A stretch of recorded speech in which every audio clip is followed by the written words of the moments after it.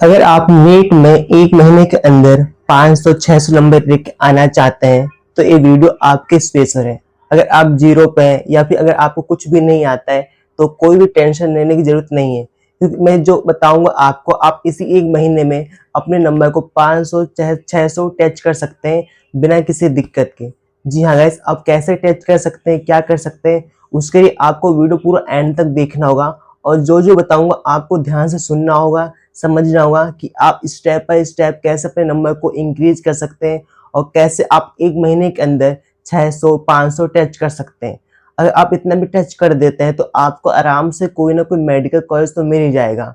But सबसे main important बात आता है कि आप 500 600 नंबर कैसे टच कर सकते हैं। तो जैसे कि आप जानते हैं कि बायो में मतलब टोटल 720 नंबर का होता है नीट का एग्जाम और बायो होता है 360 का। मतलब बायो किंग है। अगर आप बायो को अच्छी तरह से कर लेते हैं और अपने अपने नंबर 300 या 320 पक्के कर लेते हैं बायो में, तो आपका आधा जो दिक्कत है आपको वही प्रॉब्लम का सॉल्यूशन वही है बायो। तो आपको क्या करना है कि बायो को आप कैसे मतलब कंप्लीट कर सकते हैं, कैसे क्वेश्चन प्रैक्टिस कर सकते हैं और क्या क्या कर सकते हैं, सब कुछ बताता हूँ। वैसे कि आप जानते हैं कि बायो में दो बुक हैं, एक 11वीं क्लास की और जो सेकंड बुक है वो 12वीं क्लास की। तो बात करते हैं कौन सी बुक इजी है। जैसे कि आप जानते हैं या फिर नहीं जानते कि जो 11वीं क्लास की बुक है बायो की, काफ़ी ज़्यादा उसमें इंफॉर्मेशन है जो कि आपको याद करना होगा, समझना होगा। कंसेप्ट है कुछ जो कि बिना समझे आपका नहीं होगा। बट हम 12वीं क्लास की बायो की बुक करते हैं, उसके जो सारे चैप्टर हैं काफ़ी ज़्यादा आसान है। अगर जेनेटिक्स को छोड़ दें तो जेनेटिक्स चैप्टर 2 है, अगर उसको छोड़ देते हैं या मात्र 10 क्वेश्चन उसमें से आते हैं, बट उसमें जो कुछ ही क्वेश्चन है जो कि फिक्स है वही आपको आपके एग्जाम में रिपीट देखने को मिलता है। बट अगर आप वो वन शॉट देखते हैं जेनेटिक्स के और उसी को कंप्लीट कर लेते हैं तो आपके जेनेटिक्स में भी अगर 10 क्वेश्चन आते हैं तो आप 8-9 कर सकते हैं। तो बात करते हैं कि सबसे पहले आपको क्या कंप्लीट करना है। जो अब 12वीं क्लास की बायो की बुक है, सबसे पहले आपको उसको कंप्लीट करना है अच्छी तरीके से, वो भी मतलब 1-2 दिन में। मतलब कि आप 1-2 दिन में वन शॉट देख के बायो को कंप्लीट कर दें। फिर 1-2 दिन में जो 11वीं क्लास की बायो है, उसमें जो इन्फॉर्मेशन है खासकर उसको आपको याद रखना होगा लॉन्ग टाइम के लिए। मतलब कि उसको आपको रिवाइज़ करना होगा। जो बायो 11वीं क्लास की बायो की बात करते हैं, जो मतलब कि बॉटनी है, काफ़ी ज़्यादा ईज़ी है। बट इन्फॉर्मेशन याद करना है। और बात करते हैं जूलॉजी की, उसमें जो ह्यूमन वाला चैप्टर है 5 स्टार्ट एंडिंग के, वो काफ़ी ज़्यादा इन्फॉर्मेशन और इंटरेस्टिंग है, उसको आप आराम से कर सकते हैं। बट आपको ध्यान देना है कि जो भी कोई नाम है आपको उसको नाम को ध्यान देना है कि इस टॉपिक में इस चैप्टर से ये नाम था, ये सब था। जिससे कि आपका बायो क्या होगा, कम से कम 5-6 दिन में ही आप बायो में मतलब 200 250 यहाँ तक कि 300 टच कर सकते हैं। और उसके बाद आपको क्वेश्चन प्रैक्टिस करना है। इतना करते ही मतलब कि अगर आप रोज़ बायो में 3-4 घंटे देते हैं, जो कि आप देंगे ही क्योंकि आपके पास टाइम नहीं है, तो आप बायो आराम से कंप्लीट कर सकते हैं। मतलब कि आप बायो में अगर 300 टच करते हैं तो आपका जो आधा सॉल्यूशन है, मतलब आधा प्रॉब्लम का सॉल्यूशन तो यही है। बिना किसी दिक्कत के, बिना किसी प्रॉब्लम के, जिसको आप सिर्फ अपने मेमोरी के बेस पे आराम से बायो का क्वेश्चन अटेम्प्ट कर सकते हैं। मानते हैं कि अगर 90 क्वेश्चन आते हैं बायो के तो आप 70-80 तो सही कर ही देंगे, अगर आप उसको इनकरेक्ट ना करें तो। अगर आप उसको गलत करते हैं तो आपका नेगेटिव मार्किंग भी हो सकते हैं और आपके नंबर घट भी सकते हैं। उसके सिवा बात करते हैं केमिस्ट्री। केमिस्ट्री में जैसे कि आप जानते हैं केमिस्ट्री बहुत ज़्यादा हार्ड है कंपेयर टू जैसे 11वीं क्लास 12वीं क्लास दोनों की। बट केमिस्ट्री में 3 पार्ट आता है, फिजिकल, ऑर्गेनिक, इनऑर्गेनिक। सबसे आसान मेरे को इनऑर्गेनिक केमिस्ट्री लगता है क्योंकि इसमें कुछ एक्सेप्शन याद करना होता है जिससे क्वेश्चन बन जाते हैं।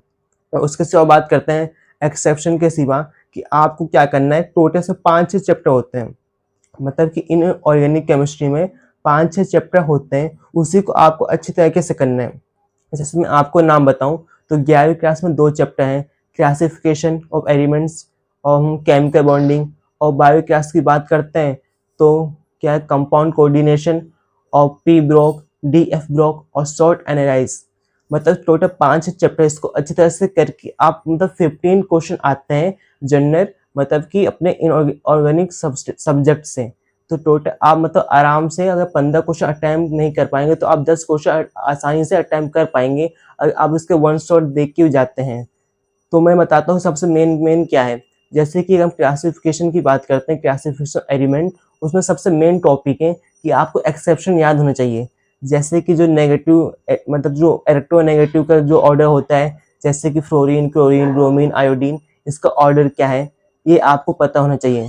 जैसे मैं आपको बता दूं कि इसका ऑर्डर क्या है, कि सबसे पहले आता है क्लोरीन, फिर फ्लोरीन, फिर ब्रोमीन, फिर आयोडीन।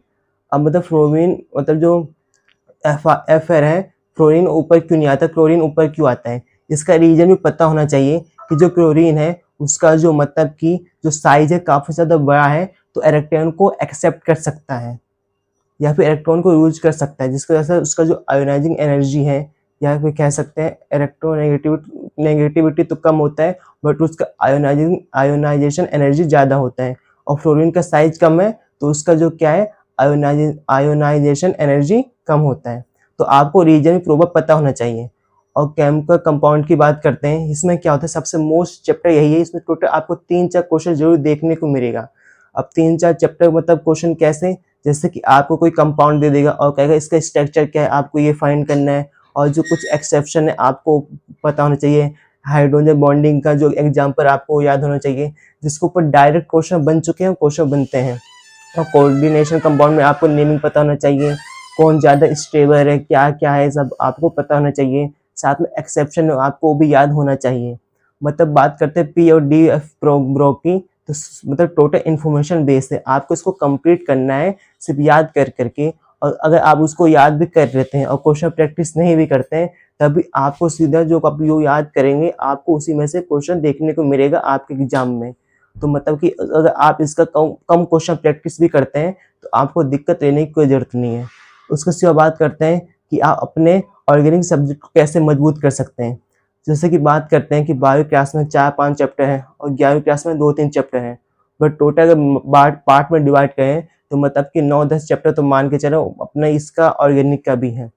तो बात करते हैं उसको आप कैसे कंप्लीट कर सकते हैं। तो आपको सबसे पहले बेसिक अपने स्ट्रॉन्ग करना होगा, जिसके लिए आप वन शॉट देख सकते हैं। और हाँ, अगर इनऑर्गेनिक केमिस्ट्री का आपको कंप्लीट करना है, तो आप MD साइकिल मतलब देख सकते हैं वन शॉट, जिससे कि आप आराम से अपना ऑर्गेनिक कंप्लीट कर सकते हैं। 5-6 घंटे में एक चैप्टर कंप्लीट है। अगर आप 2x करके भी देखते हैं तो आपका चैप्टर कंप्लीट हो जाएगा। ऑर्गेनिक फिर से वापस आते हैं ऑर्गेनिक केमिस्ट्री, इसमें भी आप वन शॉट देख सकते हैं अगर पंकज सर का देखना चाहते हैं तो, जिससे कि आप 5-6 चैप्टर मतलब कि एक दिन में तो नहीं, 2-3 दिन में आराम से कंप्लीट कर सकते हैं। और बाद में आपको उसको रिवाइज करना होगा टाइम टू टाइम, जिससे कि आप क्या होगा आपका जो मेमोरी होगा ज़्यादा स्ट्रांग होगा, और मेमोरी के बेस में ऑर्गेनिक इनऑर्गेनिक में क्वेश्चन आते हैं। अब बात करते हैं मतलब फिजिकल की। और फिजिकल केमिस्ट्री कैसे आप स्ट्रॉन्ग कर सकते हैं। फिजिकल केमिस्ट्री में आपको फॉर्मूले मतलब सारे के सारे जो चैप्टर आपको उसका पता होना चाहिए कि इस चैप्टर में ये फॉर्मूले आपको एक मतलब कॉपी में लिखना है और उसी को रिवाइज करना है। डायरेक्ट जो क्वेश्चन आते हैं फॉर्मूले बेस ही आते हैं, जिससे कि आप आराम से कर सकते हैं। जैसे कि अगर बात करते हैं, आपको ऑक्सीडेशन नंबर निकालने आना चाहिए, जो कि सबसे ज़्यादा आसान है। उसमें आपको एक या दो क्वेश्चन जरूर देखने को मिलता है, जो कि बहुत ज़्यादा ईजी है। अब बात करते हैं सबसे मेन अपने फिजिक्स कि आप फिजिक्स को कैसे कर सकते हैं। जैसे कि फिजिक्स में टोटल 30 चैप्टर हैं। अब 30 दिन है, आप 30 के 30 चैप्टर नहीं कर सकते हैं। उसके लिए आपको क्या करना है, आपको कुछ ना कुछ चैप्टर क्या छोड़ना पड़ेगा जो ज़्यादा हार्ड है। जैसे वेव हो गया, या फिर क्या वेव हो गया, या फिर वो कह सकते हैं अपना ऑक्सीडेशन हो गया, या फिर बात करते हैं अपना ये जैसे कि फोर्स, न्यूटन फोर्स हो गया। ये चैप्टर काफ़ी ज़्यादा बड़े हैं, जिसको आपको क्या करना है, छोड़ना पड़ेगा। जो छोटे चैप्टर हैं जैसे सेमीकंडक्टर हो गया, मॉडर्न फिजिक्स हो गया, उन सबको आपको क्या करना है, पूरा आपको प्रॉपर मतलब करके जाना है। अगर आप 5-6 क्वेश्चन भी कर लेते हैं, मतलब मॉडर्न फिजिक्स से 6-7 क्वेश्चन आता है, और सेमीकंडक्टर से एक, मतलब बहुत ज़्यादा आसान चैप्टर है। मतलब टोटल आपको 6-7 क्वेश्चन देखने को मिलेगा, जो कि आप आराम से कर सकते हैं बिना किसी दिक्कत के। और उसके सिवा बात करते हैं जो 11वीं क्लास के स्टार्टिंग का है, 1D 2D, unit and dimension. और यूनिट एंड डायमेंशन में क्या है, 5-6 क्वेश्चन आते हैं, उसका आप कर सकते हैं। और उसके सिवा बात करते हैं जैसे कि स्टार्टिंग का हो गया 12वीं क्लास का फिजिक्स, जैसे कि first chapter, second, third, fourth, fifth, six, मतलब 6-7 चैप्टर तक काफ़ी ज़्यादा आसान। उसमें क्या होता है, डायरेक्ट आपसे फॉर्मूले बेस्ड क्वेश्चन पूछे जाएंगे, बट आपको उसके क्वेश्चन प्रैक्टिस भी करनी है। और एसी है, एसी बहुत ज़्यादा मतलब हार्ड चैप्टर है, उसको आप छोड़ सकते हैं। उसके सिवा बात करते हैं जैसे कि थर्मल हो गया, या फिर बात करते हैं फ्लूइड हो गया, या मैटर हो गया, या फिर थर्मोडायनामिक्स हो गया। ये सब काफ़ी ज़्यादा आसान चैप्टर, इसको भी आपको करना है। तो आज का वीडियो इतना ही रखते हैं। अगर आपको वीडियो पसंद आया तो आप मतलब कि चैनल को सब्सक्राइब कर सकते हैं, वीडियो को लाइक कर सकते हैं। और अगर आपको कुछ और भी जानना है कि आप कौन से इंपॉर्टेंट टॉपिक कवर करना है, तो आप मुझे कमेंट में बता सकते हैं, जिससे मैं आपको मतलब वो भी टॉपिक बता दूंगा। तो मिलते हैं नेक्स्ट वीडियो में, तब तक के लिए गुड बाय।